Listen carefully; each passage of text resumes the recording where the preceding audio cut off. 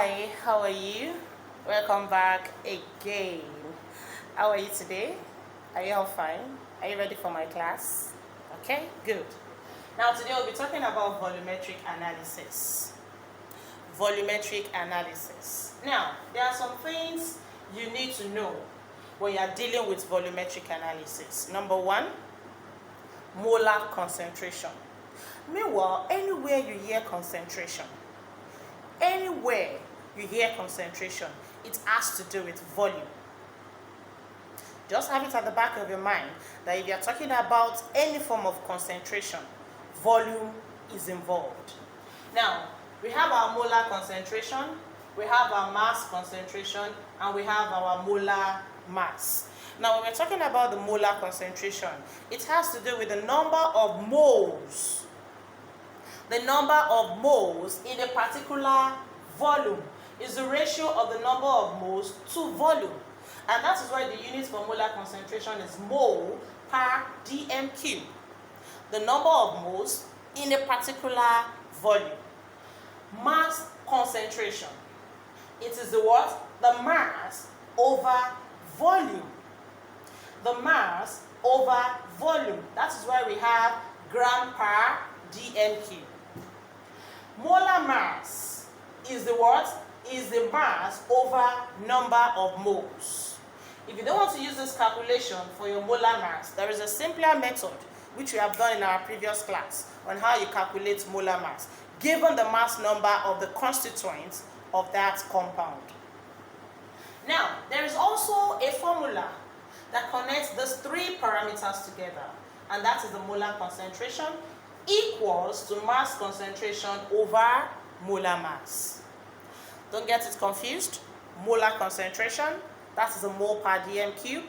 Mass concentration, that is in gram per dm cube. And we have our molar mass.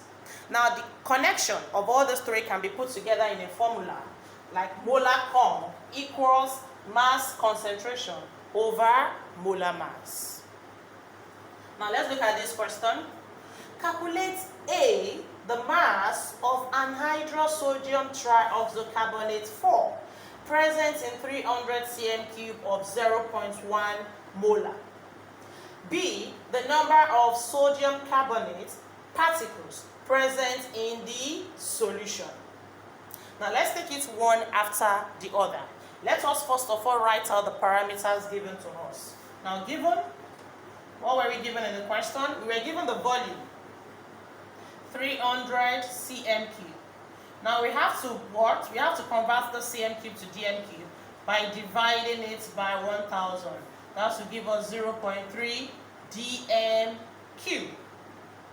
Now the next one is the molar concentration. Sometimes if they don't want to write like 5 or 0.5 mole per dm cube, they can just write 0.5 with a capital letter bm.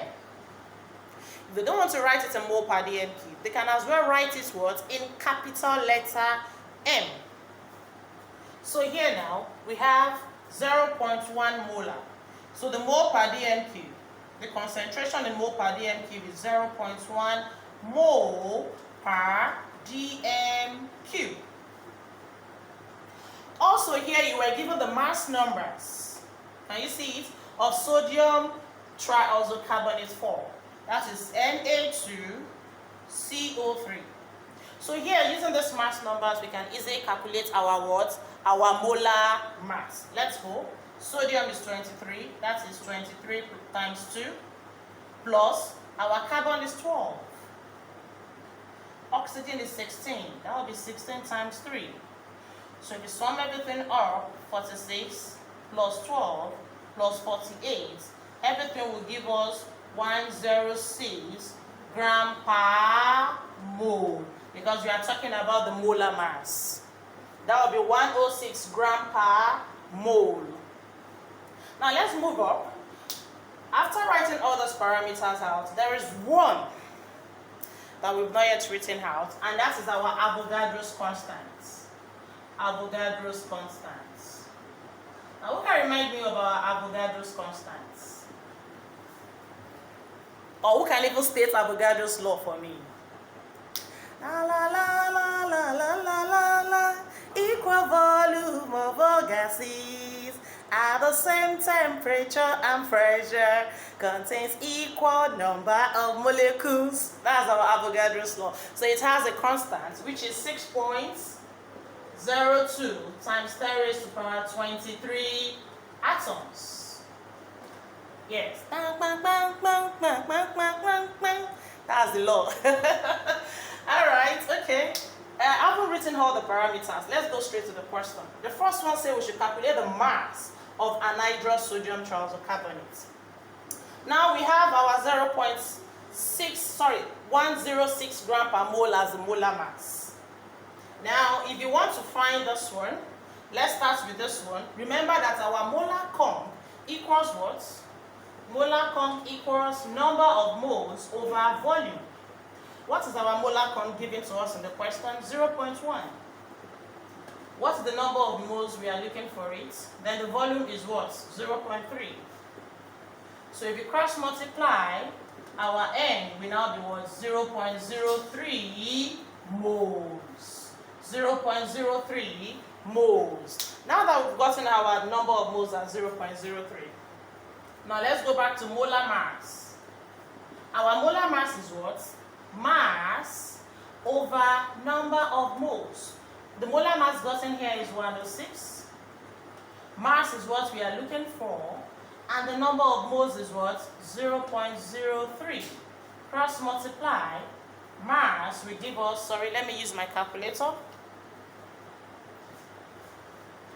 That will give us 3.18. Good. That will give us 3.18 gram.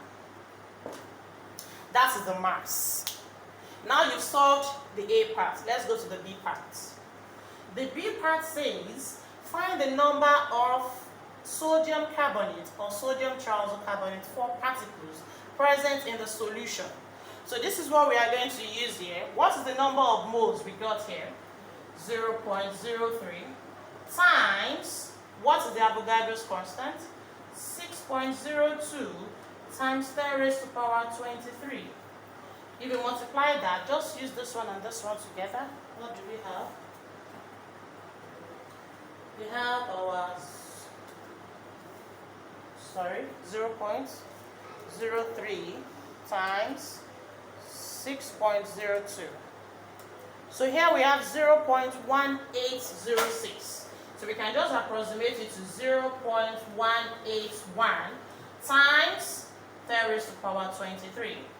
Using your law of indices. So here we have 1.81 times 10 raised to the power 22. That is the number of particles remaining in the solution. Do you get that now? The number of particles remaining is 1.81 times 10 raised to the power 22 particles.